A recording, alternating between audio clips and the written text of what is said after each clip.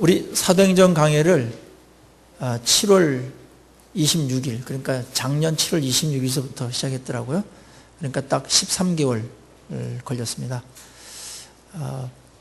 1년에 걸쳐서 우리 사도행전을 했고, 또 그 사이에 은혜가 많았고, 또 사도행전이라는 그 굉장히 중요한 한 책을, 짧지 않은 책을 한 권 이렇게 쭉 강해를 듣고서 뗀다라는 것은 나름대로 은혜고 축복이고 또 우리에게 굉장히 의미가 있습니다. 여러분들 하여튼 성경 66권 중에 한 권씩 계속 이런 식으로 이렇게 떼어나가시기를 바랍니다. 그게 여러분에게 얼마나 큰 유익이 되는지 모릅니다. 그건 여러분께서 보석을 이렇게 하나씩 하나씩 여러분 금고에 쌓아놓는 것 같은 그거보다 더 큰 축복입니다. 그러면서 이 사도행전의 내용이 AD 33년에서 AD 65년경까지니까 그 사이에 그 초대교회의 그런 상황들, 모습들을 우리가 살펴본 셈이 되는 겁니다. 사도행전은 우리가 알다시피 예수님께서 부활하셔가지고 하나님의 나라의 말씀을 제자들에게 가르치더라. 그렇게 하고 이들이 다락방에서 120명이 기도하는 중에 성령 충만에 임하죠. 성령 강림이 임합니다. 그때 신약교회가 탄생합니다. 그러니까 아브라함, 다윗 이렇게 해서 계속해서 이스라엘에 왔던 것은 이 신약교회에 대한 그림자고 모형입니다. 출애굽기에서도 계속해서 교회의 모형들이 나타났고, 이제 진짜 하나님께서 보여주고 싶었던, 나타냈던 신약교회가 성령 강림을 통해서 이 땅에 탄생하게 되고, 그 역사가 놀랍게 일어나지 않습니까? 하루에 3,000명씩 돌아오는 그런 엄청난 폭발적인 부흥이 초기에 일어났습니다. 그리고 교회가 예루살렘에서 복음을 증거하고 예루살렘과 사마리아와 유대와 사마리아 땅끝까지 해서 계속해서 이제 번져가는 그런 복음의 진군, 그다음에 교회가 세워지는 거, 그다음에 거기에 부흥과 함께 또 교회를 공격하는 그런 많은 사탄의 공격들 어떻게 뚫고 나갔는지, 또 거기 하나님께서 어떻게 하셨는지 우리가 보았습니다. 그리고 이제 9장서부터는 바울이라고 하는 자가 회심하면서 9장 이후에 사도행전의 주역이 되죠. 그러면서 그가 복음을 엄청나게 전하고 또 엄청난 또 핍박도 당합니다. 그리고 그가 마지막으로 소원했던 것은 뭐냐면 로마까지 가가지고 내가 복음을 전해야 된다. 그런 열정이 막 붙어 있었습니다. 주님도 그렇게 말했고, 내가 로마에 가서 복음을 전해야 된다. 내가 가이사 앞에 서야 된다. 그렇게 주님께서도 말씀해 주셨고, 또 바울에게도 당시의 로마, 세계를 움직이는 세계 중심부, 심장부인 로마에 들어가서 이 피 묻은 이 복음의 나팔을 불고 길을 꼽는 그런 일들을 내가 해야 되겠다. 그런 열정이 막 불타올랐습니다. 드디어 천신만고 끝에 바울이 로마에 도착합니다. 근데 로마에 도착해서 뭘 했는지 우리는 여기서 보았지만은 우리의 기대하는 것만큼은 대단한 일들이 벌어지지 않았다라는 거예요. 그렇게 엄청난 고난과 핍박과 2년 동안의 감옥 생활을 하면서 오직 로마에 간다, 로마에 가야 된다 이렇게 했는데, 로마에 막상 딱 도착한 바울의 사역을 보면은 평범합니다. 몇 명의 동력자들이 나와서 마중을 나왔고, 그 다음에 유대인들 만나서 초청해서 이야기하고 복음 전환하고, 그 다음에 죄수의 몸이니까 가택연금 상태에서 자유롭지 못한 상태에서 돌아다니지 못하고 오는 사람들 복음을 전했다. 그게 오늘 사도행전의 마무리입니다. 그것도 이제 셋집에서 오는 사람들에게 하나님의 나라의 일과 그 다음에 예수 그리스도를 담대히 거침없이 전했다. 요거로 딱 끝납니다. 뭔가 우리가 바울에 대한 어떤 기대, 로마에 가면 그토록 가고 싶어 했었고 엄청난 그 어려움이 있었는데 거기까지 주님께서 불러주셨습니다. 이쪽에 사역을 못한 게 아니에요. 사역이 잘 일어났습니다. 바울이 가는 곳마다. 그런데 로마에 갔을 때는 하나님께서 그 규모에 맞게끔, 도시의 규모에 맞게끔, 또 중요성에 맞게끔 훨씬 더 예루살렘보다 훨씬 더 큰 부흥, 어떤 극적인 사건, 이런 것들을 우리에게 기대하게끔 하고 어떤 마음속에 그런 것들이 있을 것이다. 그런 생각이 기대감을 갖게 하지 않습니까? 근데 사도행전은 묘하게 우리의 기대를 저버립니다.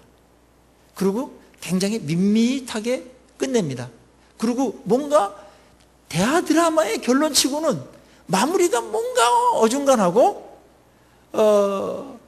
뭔가 결론 같지 않은 두루뭉실하게 밋밋하게 끝내는 것을 보게 됩니다. 과연 이것이 결론인가? 그런 생각을 하게 됩니다. 그리고 하나님은 왜 누가를 통해서 사도행전의 마무리를 이런 식으로 시시하게 아주 극히 평범하게 그렇게 끝내는가? 우리의 기대는 적어도 이런 거죠. 거기서 막 폭발적인 예루살렘에서 일어났던 것보다 한 5배, 10배 크니까 뭐 그 정도의 어떤 부흥이 일어나야 되고, 그냥 교회가 막 세워지고 막, 그 다음에 뭐 시저 만나야 된다고 그랬으니까 그 막 단판 져가지고 거기서 막 꼬꾸라지고 막 이런 일들이 벌어진다든지, 아니면은 그렇게 전하다가 많은 사람들을 구원시켜 놓고 정말 장렬하게 이렇게 순교를 당하는 그런 모습으로 바울의 그런 마지막을 보여주면서 우리에게 막 극적으로 짠하게 큰 울림을 주면서 그렇게 끝났으면 어떻겠는가, 그런 생각을 하게 됩니다. 그런데 우리의 기대와는 전혀 다른 뭐 이게 결론인지 뭔지 이렇게 좀 시시하게 평범하게, 여러분의 기대에 비해서는 좀 시시하게 끝내는 것으로 사도행전이 마감이 됩니다. 왜 이렇게 성령께서 밋밋하게 이렇게 끝내셨을까요? 거기에 굉장히 중요한 메시지가 들어있기 때문이죠. 참 하나님은 참 우리의 생각과 너무나 다르게 일하세요. 그리고 우리에게 이렇게 밋밋하게 평범하게 지극히 일상적인 것으로 끝나게 하신 그런 이유가 있습니다. 그 첫째 이유는 뭘까요? 첫째 이유는, 하나님은 어떤 하나님의 일을 하실 때 하나님의 사람들, 하나님의 백성들, 자기 자녀들을 어느 사건에 일회용으로 쓰는 그런 사람으로, 그렇게 소모품으로 쓰지 않는다는 겁니다.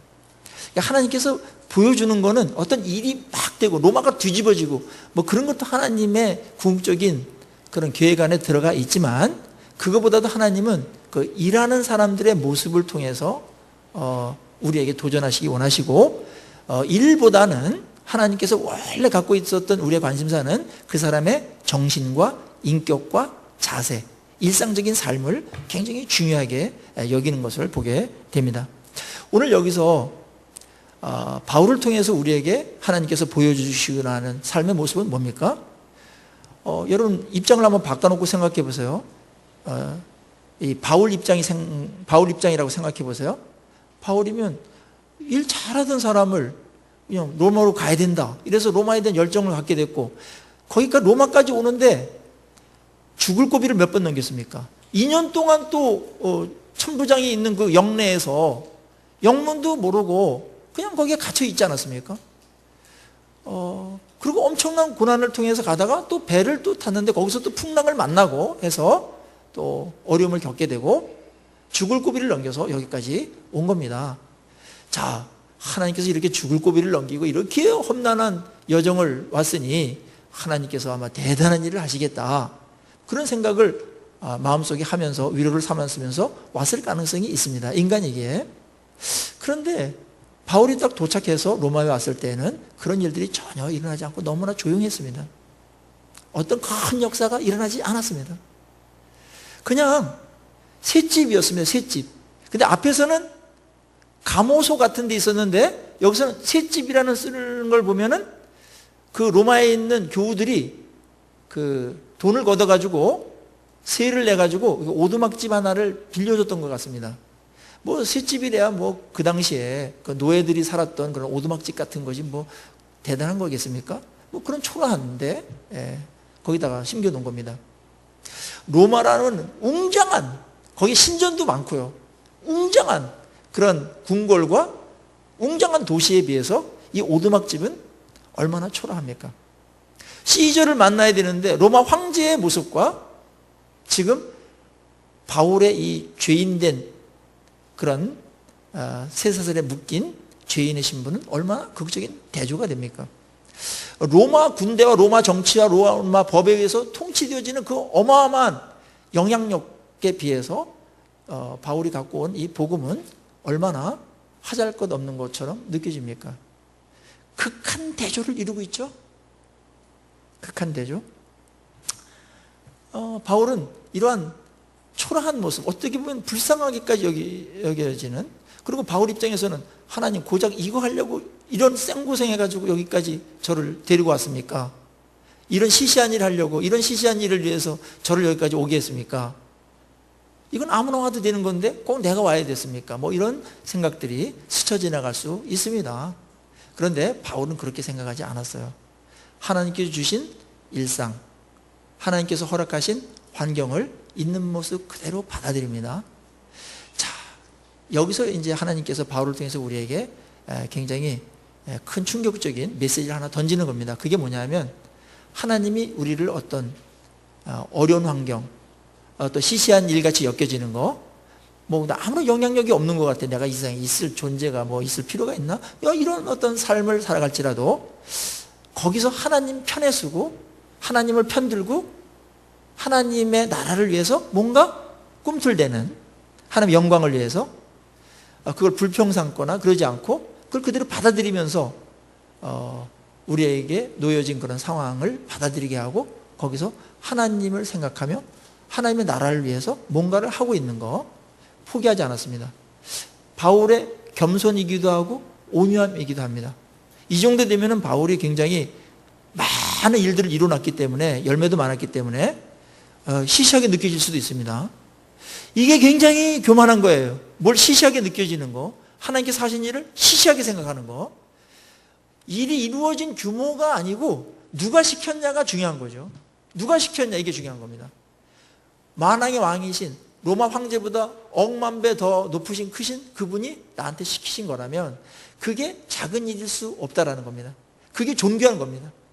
그 상황을 있는 모습 그대로 받아들이는 겁니다. 오늘 여기서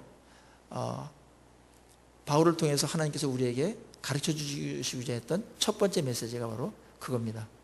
여러분들은 때때로 여러분이 하시는 일에 대해서 에게 고작 이것 때문에 내가 이렇게 해서 내가 이거밖에 안 돼? 뭐 그렇게 하는 하나님의 일이 있습니까? 어떤 거는 때때로 뭐 이렇게 시시한 거 할 바에는 차라리 막 하지 말지 뭐. 나중에 막 큰 거 맡겨주면 대단한 거, 멋있는 거, 좀 폼나는 거 있으면 하지 뭐. 그러면서 여러분의 일상을 어떻게 보면은 기다림이라는, 기대함이라는 것을 빌미로 해서 오늘의 일상을 그냥 소모해버리고 낭비하고 있지는 않습니까? 많은 사람이 여기에 빠져 있습니다. 오늘 대사도인 바울도 한 시대를 이끌고 나갔던 하나님의 사람이었던 바울조차도 그 로마에서 삶은 지극히 평범했다는 것. 일상이 중요하다는 걸 가르치고 있는 거죠. 일상이 중요하다. 일상이 굉장히 중요합니다. 네. 일상을 시시하게 생각하지 마세요. 오늘 하루는 굉장히 중요한 날입니다. 뭐 대단한 것만 생각하고 큰 것만 생각하고 하는 것은 그거는 굉장한 어떤 그 허세입니다. 허황된 생각을 버리십시오. 무슨 일이든지 작은 일상서부터 시작하는 겁니다. 우리의 환경이 어떻든지 간에 그걸 핑계 삼지 않고 거기서 하나님께서 시키신 그런 일에 그래도 집중하는 겁니다. 그게 충성입니다. 규모랑 관계없이, 상황과 관계없이, 자신의 처지와 관계없이 하나님 입장에, 하나님의 종된 입장에서 그 일을 또 꾸려나가는 이 초라한, 로마에서 초라한, 파묻혀서 뭐 누구도 눈에 띄지도 않는 지극히 평범한 이 바울의 모습을 통해서 주님께서 우리에게 외치고 있는 겁니다. 바울도 이랬다. 대단한 거 늘 한 거 아니다. 그러다가 작은 거 했는데 그걸 하나님께서 크게 만드시고 이런 일은 있을지 모르겠지만은 시작은 언제나 작고 미미하고 안 보이는 거다. 이거 해가지고 무슨 로마가 변할 건가? 그렇게 생각하는 일이죠, 이거는. 뭐 몇 명 만나가지고 뭐 이렇게 되겠습니까? 당시에 로마는 200만 정도 됐습니다. 대구시 규모 정도 됐었습니다. 거기에 막 노예들이 막 엄청나게 많았고, 뭐 세계를 움직이는, 세계가 모든 그 길이 로마로 통할 정도로다가 그런 어마어마한 곳이었어요. 너무나 위축될 수 있었고, 그 다음에 그 상황이 뭐 이렇게 가지고 로마가 뭐 변하겠나? 그러한 일들임에도 불구하고 바울은 그것을 소중하게 여기며 하나님 편에 서 있습니다. 일상적인 생활 속에서 선교적인 삶을 살아가고 있는 것이죠. 평범한 날들을 여러분들 소중히 여겨야 됩니다. 바울은 인생을 그렇게 살고 있고 그렇게 늙어가고 있습니다. 잔잔한 감동을 주지 않습니까? 허세를 빼야 됩니다. 하나님이 주신 일상은 굉장히 중요한 겁니다. 하나님이 주신 것은 시시한 게 없어요. 그래서 여러분들이 하루하루 살아가는 게 굉장히 대단한 겁니다. 하나님 안에서 살아가는 게. 이것부터 해결해야 됩니다. 뭐 한꺼번에 몰아가지고 뭘 한다든지, 무엇을 위해서 나는 있기 때문에 지금의 삶은 이렇게 건너뛰려고 하거나 그냥 시시하게 여기면서 그냥 대기하는 그런 정류장처럼 그렇게 보내면 안 됩니다. 그렇지 않습니다. 하루하루가 의미가 있습니다. 거기까지 가서 하는 것도 의미가 있지만 거기까지 가는 모든 하루하루가 다 우리에게는 소중한 날들이고 하나님께 주신 기회고 또 그 날들을 통해서 하나님께서 영광을 받으시고 또 우리에게는 또 복된 날들이 이어지게 되는 줄로 믿습니다. 한 건 하려고 하지 마십시오. 유혹입니다. 한탕 하고 난 끝나겠다 그렇게 하지 마세요. 그게 얼마나 불성실한 태도인지 아시겠어요? 예수 믿는 것을 무슨 노름하듯이 한탕 이렇게 하겠다 그렇게 하지 마세요. 그건 게으른 겁니다. 그리고 일상이 무시되고 있는 겁니다. 하루하루를 이렇게 작은 거지만 움직이고 작은 거지만 시도하고 하나님 나라를 위해서 하나님 백성으로서 그렇게 살다 보면 그것을 하나님께 크게 사용할 때도 있고 그 자체로서 의미가 있는 것들이 더 많죠. 바울도 뭐 큰 일을 결국은 나중에 한 인물로 되지만은 그의 일상과 그의 시작을 보면은 결코 그렇게 대단한 것으로 시작하지 않았다라는 것은 우리에게 얼마나 큰 위로와 용기를 줍니까? 저는 바울이 가자마자 어마어마한 일을 하고 그랬다면은 저는 기가 죽어가지고 용기를 못 낼 것 같아요. 그리고 아무 일이나 손을 못 댈 것 같아요. 뭐 시시한데 그렇게 되면 안 됩니다. 큰 교회에서 이제 목회했던 분들이 이제 겪는 어려움들 중에 이런 걸 얘기하더라고요. 거기는 막 하루에도 50명씩, 100명씩 막 등록을 하니까 그 사람들이 이제 구역으로 나눠야 되잖아요. 그런데 귀찮다는 거예요. 우리 구역에 오는 게. 그래서 이쪽 던지고 막 그 카드를 막 던지고 막 이런 때가 있다라는 거예요. 뭐 늘 그런 건 아니고 뭐 일부 그렇겠지만은 그게 뭡니까? 한 생명을 많은 사람들을 대하고 한꺼번에 단위가 크게 오니까 한 명은 눈에도 안 들어오는 거죠. 한 영혼은 위기입니다, 여러분. 그게 교만입니다. 그게 허세입니다. 거품 빼야 됩니다. 사람은 그럴 수 있어요. 단위에 굉장히 약해요, 우리는. 큰 단위 하다 보면 작은 거는 눈에도 들어오지 않아요. 굉장히 직업이 굉장히 사장님을 했다든지 아주 고위 간부를 했다든지 이런 분들이 정년퇴직하면은 다른 거 시시한 일들을 못 잡는 거랑 똑같습니다. 그건 옛날 일이고 또 그런 시절이 있지만은 지금 뭔가 해야 될 일들이 있다면 또 그것이 하찮게 여기는 것일지라도 할 수 있는 그런 자세는 돼 있어야 되는데 그렇지 않다는 거죠. 난 그건 시시해. 창피하게 그걸 어떻게 이렇게 하는 것과 이제 비슷한 경우가 생길 수가 있습니다. 물론 사람이 이거로부터 누구나 자유롭지는 못합니다만은 오늘 바울도 이랬다. 하물며 너희 일까 보냐. 작은 일을 작은 일로 여기지 말아라. 바울도 다 작은 일부터 시작했다. 그리고 바울의 그러한 일상을 중요하게 여기는 태도를 받아들여라 그렇게 말씀하고 있는 겁니다. 여러분 일상 가운데 일하시는 또 시시하게 보이는 것처럼 일하시는 그런 하나님을 바라보시고 언제든지 거기서 그 상황들을 활용하시고 거기서 또 하나님의 일을 어떤 모양으로든지 그렇게 하는 여러분 되시기를 주의 이름으로 축원합니다. 이거 신실한 겁니다. 신실한 겁니다. 두 번째는 하나님께서 이 작은 일서부터 이렇게 시작하게 하심으로써 하나님의 일이 또 하나님의 나라는 작은 것에서 시작해서 큰 것으로 발전하는 것을 보여주고 있는 겁니다. 셋집에서 이렇게 있는 거, 로마라는 거대한 떡반죽에 가루소말에 한 10g 정도의 누룩이 들어가 있는 것 같지 않습니까? 파우더처럼 가루소말에 들어간 누룩과 같다. 겨자씨 같다. 하나님의 나라에 대해서 그렇게 비유하지 않았습니까? 겨자씨의 비유와 누룩의 비유의 공통점은 거대한 그 외적인 그런 환경에 비해서 하나님의 나라는 아주 지극히 작은 데서, 적은 데서 시작한다는 겁니다. 이 누룩의 비유는 소리 나지 않게 내부적으로 이렇게 막 이렇게 확장돼 나가는 것을 하나님께서 우리에게 보여주셨다면은 이 겨자씨는 양쪽으로 적지만, 맨 처음 적지만은 그게 나중에 얼마나 양쪽으로 커지는가, 그러한 양적인 성장을 나타내 주고 있습니다.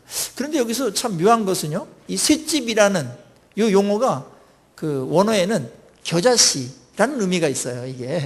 그러니까 참 여기서 누가가 아마 워드플레이를 한 것 같기도 하고, 셋집이다, 그건 겨자씨 같다, 누룩 같다, 아주 작다, 뭐 하루에 뭐 몇 명 만나겠습니까? 그런데 거기서 복음이 전해지는 거죠. 로마의 거대한 그 도시에 비해서, 그 웅장함과 엄청난 영향력에 비해서 거의 존재감이 없는 그런 일들을 하고 있는 겁니다. 그렇지만 나중에 이 셋집에서 했던, 요 시시하게 보였던, 아주 평범하게 보였던 이런 일이 나중에 로마를 정복해서 콘스탄티누스 황제가 기독교에 항복할 줄이야 누가 알았겠습니까? 이게 이제 하나님 나라의 성격입니다. 하나님 나라의 성격. 그래서 여러분들이 한 명 한 명을 이렇게 만나고, 그것도 뭐 1년에 한 명 정도도 아니고 한 명을 갖고서 몇 년 끌다가 한 명씩 돌아오게 하고 또 한 명씩 돌아오게 하고 복음을 전하고 하는 일들이 작은 일이 아님을 우리에게 격려하고 배려해주고 있는 겁니다. 저는 이 배려가 너무나 좋아요. 저는 그래서 낙심하거나 그렇지 않습니다. 작다고 낙심하지 않습니다. 왜냐하면 바울이라는 대사도도 낙심할 정도의 규모로 보면은 고작 이건가? 뭐 그 정도의 일을 지금 하고 있지 않습니까? 그럼 여러분들이 하는 일들은 대부분 뭐 바울 정도 수준이나 그보다 조금 뭐 못하거나 뭐 아주 못하지 않습니다. 시작은 다 그렇게 하는 겁니다. 그걸 하나님께서 사용하시는 겁니다. 대부분의 이제 우리 한국에 뭐 들어온 선지자, 선교사님들이 그렇게 시작하지 않았습니까? 맨 처음에 몇 명이죠, 몇 명 데리고 정말 그 유교에 찌든 그런 사람들 데리고 성경 공부를 해서 이만큼 한국교회가 이만큼 큰 겁니다. 1000만에 가까운 그런 그리스도인들이 20% 이상이 넘는 그런 민족이 주님께 돌아왔습니다. 중국에 가서도 보니까 이 상해를 갈 때마다 느끼는 거는 너무나 그 규모가 어마어마하다는 거예요. 차를 타고서 뭐 2시간, 3시간 달도 그 도시가 끝이 안 나옵니다. 뭐 상해 사람들 말로는 상해와 그 주변 인구를 합하면은 2000만이라고 그러니까 뭐 서울의 그 규모상 이미 3배라고 그러더라고요. 근데 딱 보면 실감이 가요. 3배 되겠다. 어떻게 보면 너무나 커서 이렇게 좀 약간 위압감 같은 걸 느끼겠더라고요. 근데 거기서 몇 명이서 공부하고 있는 겁니다. 근데 이 상황과 너무나 맞아요. 복음은 이게 막히지 않아요. 약한 것 같지만 그 싹이 나고 생명력이 있어서 생명력이 없는 그것을 나중에 장악하게 되겠어요. 이 복음의 역사는 언제나 그랬어요. 예수님께서 이 땅에 오실 때도 몇몇막 되지 않았습니다. 12명은 그야말로 여러분들 겨자씨만한 정도밖에 안 되고 가루 서말에 누룩, 아주 극소수의 누룩 정도밖에 되지 않지 않았습니까? 12명. 그 다음에 뭐 120명. 그거는 이 전 세계를 놓고 볼 때 이스라엘만 놓고 보더라도 그거는 아무것도 아닙니다. 진짜 적습니다. 그런데 거기서 복음이 퍼져나가서 오늘날 그 복음이 전 세계에 수십억 인구에게 전달되고 그들이 주님께 돌아오고 그런 일들이 얼마나 많습니까? 참 이게 놀라운 신비가 있는 겁니다. 교회도 마찬가지입니다. 맨 처음 몇 명이 시작해서 그런 교회가 되고요. 저희 교회도 지금 규모가 이 정도면은 결코 작은 규모가 아닙니다. 단 우리가 이제 사도 바울처럼 또 예수님의 제자들처럼 120명 문도처럼 정말 복음의 열정을 갖고 하나님의 나라를 위해서 일상 속에서 작은 거 뭐 그런 거 가리지 않고 기회 있는 대로 그런 하나님의 나라를 확장하려는 그런 마음이 있는가에 달려 있는 것이지 저는 규모는 그렇게 하나님께 문제가 되지 않는다고 봅니다. 그래야 작은 데서 시작해서 크게 돼야 하나님께 영광을 받으시고 하나님의 능력도 나타나고 복음의 능력이 이런 거구나. 그러면서 하나님께 정말 더 순전한 영광을 돌릴 수가 있는 그런 것들도 거기에 들어가 있죠. 여러분들 하시는 일이 결코 작은 일이 아님을 아시고 그거를 무시해서 그 무시한 것이 그냥 세월을 그냥 이렇게 막 보내는 낭비되어지는 그런 것들로 사용하지 않기를 바랍니다. 언제나 하나님의 일은 이렇게 작게 시작하는 겁니다. 거기서 이제 그 자세와 마음이 중요합니다. 하나님을 향한 그런 일관된 한결같은 마음으로 하나님 편에 서 있는 게 굉장히 중요합니다. 저는 그래서 우리 공부방을 하는데 우리 청소년들 여기 쭉 나와 앞에 앉아 있어요. 대예배까지 드리는 우리 청소년들 기특하지 않습니까?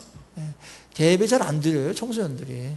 근데 우리 유라소만교회 청소년들이 대예배까지 꼬박꼬박 드리고 얼마나 감사한지 몰라요. 여기 앉아 있다는 것만으로도 대견합니다. 그리고 이렇게 시작을 해서 나중에 이 모임이 하나님께서 어떻게 사용할지는 아무도 상상을 못하는 겁니다. 우리가 지켜보면서 기도하시고 격려하셔서 다음 세대가 지금 굉장히 어렵습니다. 이걸 어떻게 뚫고 나갈까? 이 일이 다음 세대를 일으키는데 그게 뭐가 되겠나? 이런 규모죠. 이런 시작이죠. 이런 미미함입니다. 겨자씨입니다. 누룩입니다. 그렇지만 하나님께서 이 복음을 통해서 그들을 일으키시고 그것이 저들을 통해서 확장되어 나갈 때 놀라운 일들도 하나님께서 일으키실 줄로 믿습니다. 이게 성실함이고 충성입니다. 여러분들이 하시는 일들, 복음을 전하는 일들, 누굴 놓고 기도하는 일들 다 중요합니다. 하나님께서 열매를 맺을 때 30배, 60배, 100배로 하나님께서 열매 맺기를 간절히 축원합니다. 그렇게 시작하는 겁니다. 하나님의 일은 언제나 그랬습니다. 맨 처음부터 거대하게 시작한 적은 한 번도 없습니다. 아주 작게. 예수님께서 오셨을 때도 이왕이면 좀 백마 타고서 막 쫙 하면서 나타나면 뭔가 좀 출발 자체가 벌써 이제 다르고 굉장히 유리한 입장에서 하실 것 같은데 저쪽 베들레헴 촌입니다. 거기서 그냥 오셨는지 안 오셨는지 몇 명만 알게끔 이렇게 오시고 그 어린아이로 오셔가지고 또 이제 갈릴리라는 촌에서 이제 박히셔서 사시다가 그 다음에 이제 일을 하시잖아요. 그것도 12명 대단한 사람이 아니었습니다. 문제 많고 배우기를 했습니까? 성질이 좋습니까? 출신 성분이 좋습니까? 다 낙제생들 같은 그런 사람들 데리고 그 사람들 데리고 일을 하는 겁니다. 그런데 오늘날 진짜 괜찮은 사람들 데리고 막 했던 그런 운동들은 어디 갔는지 모르지만 이 복음의 운동들은 전 세계 곳곳에서 왕성하게 지금도 펼쳐지고 있는 것은 놀라운 신비 아닙니까? 하나님의 나라는 복음에 의해서 또 하나님의 역사로 인해서 결코 꺾이거나 막히거나 그러지 않습니다. 중국 보면 너무나 신기해요. 중국은 거기는 제가 갔던 데는 한 18명이 계속 이제 나오는 그런 이제 가정교회 지도자들이죠. 근데 그들이 맨 처음에 우리 거기 갔을 때 10년 전에 2006년에 그거를 시작했는데 이들이 뭐가 되겠나. 저도 가면서 굉장히 그때 당시만 하더라도 좀 중국이 어려웠어요. 들어가기도 어렵고 뭐가 되겠나 이런 생각을 하고 갔는데 10년 지나고 보니까 그 안에서 놀라운 이 복음의 능력이 나타나서 200명, 300명 하는 그런 교회가 10개 이상씩 막 생겼어요. 그 안에서. 이게 얼마나 대단합니까? 놀라워요. 그래서 지금 그 중국 선교하시는 분들이 중국이 이제 경제적으로도 그렇고 막 이렇게 막 급성장하니까 그 신학생들을 모집하기가 어려워요. 그런데 거기는 신학생들을 모르는데 2기, 3기 모르겠는데 100명이 넘게 지원을 한 거예요. 100명 넘게. 너무 많아가지고 이렇게 막 다음에 기다리라고 이렇게 자르기도 하고 그런 정도로 하니까 이 정도만 하더라도 저희들은 너무나 감사하고 또 여러분이 함께 또 기도하시면서 함께 동참한 겁니다. 저도 이번에 가서 제가 말씀을 전한다고 했지만 그런 모습 보면서 굉장한 도전과 어떤 그 용기와 어떤 꿈을 봤어요. 야, 그렇구나. 하나님의 일이라는 거는 우리 생각하고 너무 다르구나. 작더라도 하나님께서 거기 하고 복음 자체가 생명력이 있기 때문에 이렇게 퍼져가는구나. 그것들을 확인할 수가 있었습니다. 오늘 여기에 보면은 바울이 이런 어려운 처지 상황에도 불구하고 꼭 붙들었던 그런 핵심 주제가 있었는데 그게 뭡니까? 우리 31절에 보면 하나님 나라죠. 하나님 나라를 전파하며 주 예수 그리스도에 관한 모든 것을 담대하게 여겼다. 담대하게 전파했다 그랬습니다. 하나님 나라와 예수 그리스도가 언제나 핵심 주제였습니다. 하나님의 나라. 그러니까 하나님의 나라는 복음 전파로 확장되어지죠. 그리고 말씀으로 그 백성들이 백성답게 됩니다. 하나님 나라의 주인은 누굽니까? 예수 그리스도입니다. 예수 그리스도. 그분의 다스림 속에 우리가 들어가는 것입니다. 그 핵심 가치를 붙들고 바울은 규모나 상황이나 자기 처지나 관계없이 이 주님, 자기의 왕된 예수 그리스도를 전하고 하나님의 나라에 쓰임받고 있고 거기서 또 최선을 다하고 충성하는 모습이 우리에게 잔잔한 감동을 주고 우리에게 또 용기도 줍니다. 사도행전의 주제는 처음부터 끝까지 하나님의 나라와 예수 그리스도입니다. 두 핵심으로 요약할 수가 있습니다. 그래서 오늘 사도행전 마무리는 하나님의 나라와 예수 그리스도 시작했는데 이 마무리를 보면은 맨 마지막 절에서 하나님의 나라와 예수 그리스도라는 핵심 주제로 아주 그걸 부각시키면서 딱 끝납니다. 끝나지 않습니까? 네. 그리고 바울은 여기서 사라집니다. 바울의 모습은 이 이후에 어떻게 됐는지 아무도 모릅니다. 이제 28장은 끝난 겁니다. 바울의 사역은 28장까지였습니다. 이제 우리에게 이 복음을 전할 차례가 온 겁니다. 그래서 이 사도행전의 이 시시한 뭔가 빨리 뭔가 그 드라마 같은 경우에 뭔가 결론을 내리지 않고 종영한 것 같은 그런 흐지부지한 어떤 마무리, 그것은 우리에게 열린 그런 마무리로 우리에게 열어놓은 겁니다. 오픈 엔딩한 거죠. 결론이 안 난 거예요. 여기서 결론을 낼 수가 없어요. 왜냐하면 이 역사는 사도행전 28장에서 끝나면 안 되는 거예요. 바울은 한 세대를 감당한 거고 그 다음에 나머지 29장, 30장, 40장, 100장, 1000장은 우리에게 맡겨진 겁니다. 우리에게 맡겨진 겁니다. 초대 교부들은 29장을 썼겠죠. 29장이 계속 길어질 수도 있고 그것을 길면은 30장, 40장, 50장 이렇게 갈 수도 있는데 오늘날 사도행전은 계속 되고 있는 것이다. 또 계속 되어져야 된다. 이런 암시와 그런 메시지가 있기 때문에 이렇게 뒷문을 열어놓은 겁니다. 사도행전은 끝나지 않은 책입니다. 그래서 오늘 제목을 사도행전 29장 그렇게 잡았습니다. 이제 우리 차례입니다. 바울이 이렇게 했던 것처럼 우리의 남은 생일 동안에 우리 일상 속에서 하나님의 나라를 전하고 주님의 주되심을 예수 그리스도를 증거하고 그분을 높이며 그분의 영광스러운 다스림 속에서 우리가 살아가야 되는 것입니다. 제가 이번에 거기 가서 굉장히 그 충격적인 어떤 신선한 충격을 받은 분들을 만났어요. 어떤 분이었냐면은 이제 두바이에서 이제 오신 분들인데, 저번에 우리 선교사님 오셨을 때 그 두바이 가서 사역하신다 그랬잖아요. 근데 두바이에 갔는데 이 부부를 만난 거예요. 근데 중국인인데 미국에서 이제 영문학하고 심리학을 공부한 부부예요. 근데 박사 학위를 받고 두바이의 대학에서 교수로다가 재직하고 있었어요.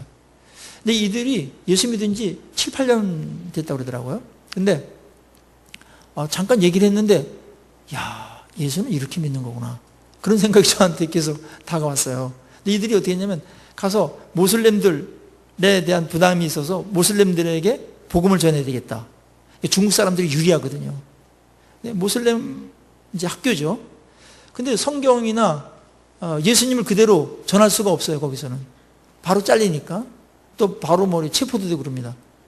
그래서 간접적으로 전해야 되는데, 성경에 이제 뭐 탕자의 비유가 나오면 그걸 텍스트로 해가지고 그것을 읽고 여기서 용서란 뭐냐, 또 아버지께 돌아오는 거는 뭐냐, 이러면서 이제 간접적으로 다 계속 이제 얘기하고 발표하고 이제 이런 식으로 영어를 가르쳤어요. 근데 그거 갖고 이제 하는데 그것도 이제 나중에 어렵게 된 겁니다. 그래서 복음을 전할 길이 너무나 꽉 막혀서 이들 이러면 안 되겠다. 뭐 대학에 있어가지고는 이 복음을 못 전하겠다. 그래서 이들이 사표를 냅니다. 두 부부가. 그리고 학원을 차립니다. 영어 학원. 그 다음에 생계를 또 유지해야 되니까 통역을 합니다. 영어가 능통하니까. 근데 두바이에는 뭐 외국인들이 너무나 오니까 또 통역 한 번 하면은 또 뭐 대학에서 월급한 거에 뭐 한 10분의 1이나 뭐 얼마씩 이렇게 그 정도까지 받는데요. 그래서 그것도 하나님께서 해결해 주시고 빼내서 무슬림들하고 지내면서 얘기하면서 이제 이런 것들을 하고 계속. 그런데 나중에 무슬림들이 학원에서 당신 신분이 뭡니까? 당신이 정말 그럼 뭘 섬깁니까? 이렇게 질문하더래요. 그래서 이걸 얘기해야 되나 말아야 되나? 만약에 얘기했다 적발되면 추방당하니까 고민하다가 조금 다음에 말하겠다고 그랬는데, 당신이 믿는 거는 예수님 아닙니까? 이러더라는 거예요. 그분에 대해서 말씀해 주세요. 이러더라는 거예요, 이분이. 그래서 요구했을 때 말해주는 건 괜찮거든요. 그러니까 예수님 전하고 또 주님께 돌아오는 자들이 생기고, 이런 부부를 제가 만났어요. 자, 바울하고 공통점. 하나님의 나라와 예수 그리스도의 가치를 최고의 가치로 놓고 나머지 우리의 일상은 거기다 맞추는 겁니다. 하나님 나라의 백성의 아름다운 모습이고 어떻게 보면 또 정상적인 그런 모습이 아니겠습니까? 거기 있는 사람들은 한결같이 이러더라고요. 영접한 사람들 항상 고백하는, 난 이제는 예수 그리스도를 위해서 살겠다. 내가 남은 생을 예수 그리스도를 위해 살겠다. 그렇게 고백하는 것을 보았습니다. 우리 한국은 그런 분들도 있고, 많은 경우에 나는 예수를 믿어서 예수님께서 주시는 복을 받으면서 살겠다. 거기서 머무르는 것 같아요. 물론 예수님은 우리를 사랑하시기 때문에 복도 주십니다.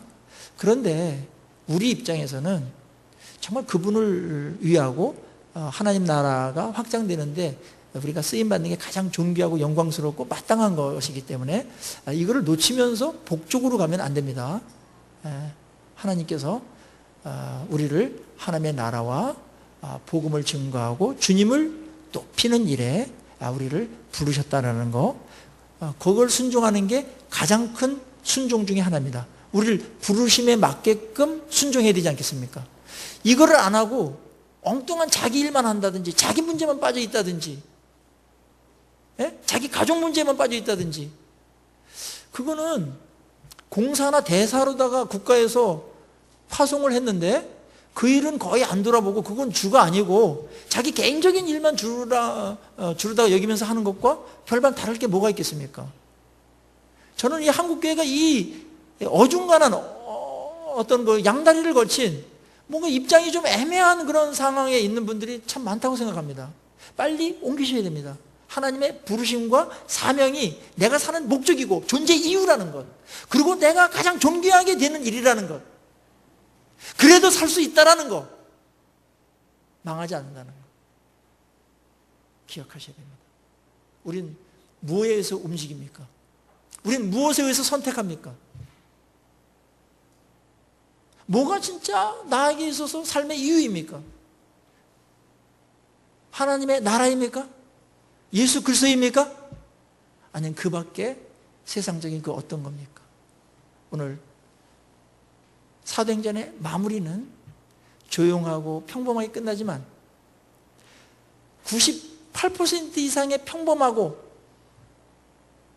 그런 일상적인 삶을 살아가는 자들에게 마무리는 굉장히 강렬한 도전을 줍니다. 하나님의 나라와 예수 그리스도인가? 그걸 위해서 나는 다른 것들을 활용하며 그렇게 살아가는가? 아니면 예수를 통해서 뭘 빼내려고 하면서 살아가는가? 어느 것이 충신이며 어느 것이 우리 입장에 맞습니까? 오늘 이 강력한 도전 앞에 또 매일매일 주님께서 우리에게 도전하시는 이 말씀 앞에 여러분의 입장을 정리하셔야 됩니다. 그때 자유로워집니다. 근데 이 부부가 얼마나 얼굴에 평안함이 있는지 몰라요. 그러고 너무나 행복하다라는 거예요. 왜냐하면 내 살 이유가 있고 내가 그걸 위해서 살다가 죽어도 내 삶은 너무나 존귀한 거기 때문에 감사하다는 거예요. 그래서 거기서 이제 모슬림 지역에서 일하는 분들이 핍박도 많이 당하고 손해도 많이 보거든요. 그때 우리를 위해서 불쌍하게 우리를 그 불쌍한 눈으로 제발 보지 말아라. 우리를 그 긍휼의 눈으로 보지 말아라. 이거는 내가 뭘 얻어내기 위해서 그런 게 아니고 나는 주님을 정말 사랑하고 또 하나님의 나라가 이 땅에서 확장된 내가 쓰임받는 그 일에 내가 하고 마땅히 해야 될 일이기 때문에 우리를 위해서 기도해 주는 거는 사양하지 않겠지만 불쌍히 여기지 말아달라. 그렇게 얘기를 하더라고요. 한국 교인들하고 뭔가 좀 차원이 좀 다른 듯한 말씀을 들었어요. 그래서 제 마음속에 울림이 컸습니다. 그리고 나도 돌아보게 됐습니다. 또 우리 교회도 돌아보게 됐습니다. 여러분 이 시간에 성경은 도전합니다. 사도행전 마지막 구절 한번 읽고 마치겠습니다. 자, 31절 같이 한번 한 목소리로 읽겠습니다. 시작.